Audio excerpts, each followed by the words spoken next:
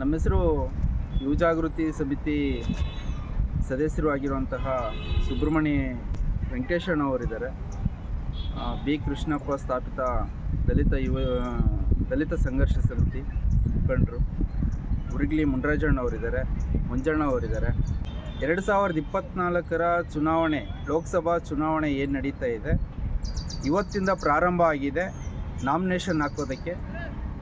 ಮೊದಲನೇ ಹಂತದ 14 ಕ್ಷೇತ್ರಗಳಲ್ಲಿ ಇವತ್ತಿಂದ ಪ್ರಾರಂಭ ಆಗಿರುವಂಥದ್ದು. ಕೋಲಾರ ಮತ್ತು ಚಿಕ್ಕಬಳ್ಳಾಪುರ ಲೋಕಸಭಾ ಕ್ಷೇತ್ರಗಳಲ್ಲಿ ಕಾಂಗ್ರೆಸ್ ಪಕ್ಷದ ಅಭ್ಯರ್ಥಿಗಳನ್ನು ಹೊರತುಪಡಿಸಿ ಉಳಿದ ಎಲ್ಲ ಕಡೆನೂ ಅಭ್ಯರ್ಥಿಗಳನ್ನು ಘೋಷಣೆ ಮಾಡಿರುವಂಥದ್ದು. ಆದರೆ ಇವತ್ತು ಕೋಲಾರದಲ್ಲಿ ಕಾಂಗ್ರೆಸ್ ಪಕ್ಷದ ಬಲಿಷ್ಠವಾಗಿರುವಂತಹ ಒಂದು ಕ್ಷೇತ್ರ ಆಗಿರುವಂಥದ್ರಿಂದ ಇಲ್ಲಿ ಇನ್ನೂ ಇದುವರೆಗೂ ಅಭ್ಯರ್ಥಿಯನ್ನು ಘೋಷಣೆ ಮಾಡದೇ ಇರೋವಂಥದ್ದು ಒಂದು ದುರಂತ.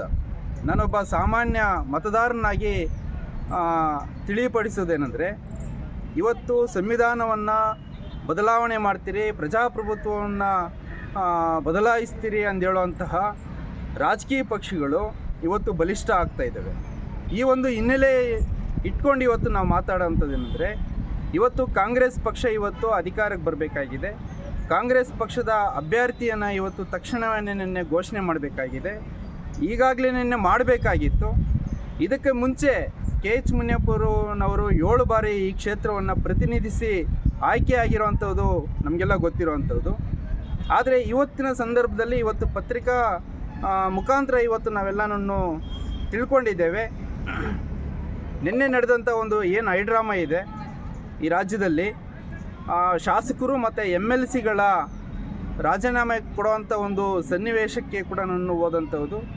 ಇವತ್ತು ರಾಜೀನಾಮೆ ಕೊಡುವಂಥ ಹಂತಕ್ಕೆ ಯಾಕೆ ಹೋದರು ಅನ್ನೋಂಥದ್ದನ್ನು ಇವತ್ತು ನಾವು ತಿಳ್ಕೊಳ್ಬೇಕಾಗಿದೆ.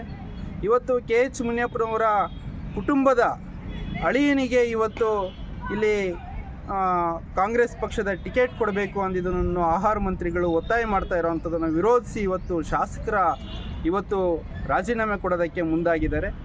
ಇವತ್ತು ಜನಪ್ರತಿನಿಧಿಗಳ ಅಭಿಪ್ರಾಯವನ್ನು ಕಾಂಗ್ರೆಸ್ ಪಕ್ಷ ತಕ್ಷಣವೇ ನಿನ್ನೆ ಪರಿಗಣಿಸಿ ಜನಪ್ರತಿನಿಧಿಗಳ ಅಭಿಪ್ರಾಯವನ್ನು ತಿಳ್ಕೊಂಡು ಇವತ್ತು ಅಭ್ಯರ್ಥಿಯನ್ನು ಇಲ್ಲಿ ಘೋಷಣೆ ಮಾಡುವಂಥದ್ದು ಅನಿವಾರ್ಯತೆ ಇದೆ.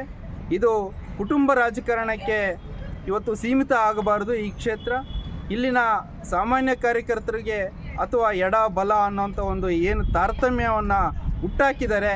ಇವತ್ತು ಮೀಸಲಾತಿ ಕ್ಷೇತ್ರ ಅಂದರೆ ಇದೊಂದು ಪರಿಶಿಷ್ಟ ಜಾತಿ ಮೀಸಲಾತಿ ಕ್ಷೇತ್ರ ಆಗಿದೆ ಹೊರತು ಎಡಕ್ಕೆ ಅಥವಾ ಬಲಕ್ಕೆ ಕೊಡಬೇಕು ಅನ್ನೋಂಥದ್ದು ಸಂವಿಧಾನದಲ್ಲಿ ಇಲ್ಲ.